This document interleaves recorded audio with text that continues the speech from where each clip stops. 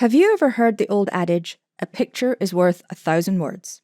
Now, I've always thought, what if it's a really, really small picture, like a stamp, or one of those amazing miniature pictures that somebody paints on a grain of rice?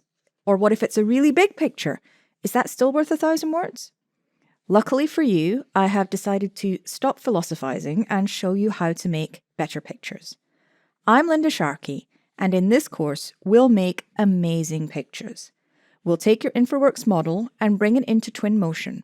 We'll use that to enhance the terrain, water, lighting, materials, and more. We'll use decals to enhance intersections and use vehicle paths to create realistic interpretations of what your proposed infrastructure project might look like.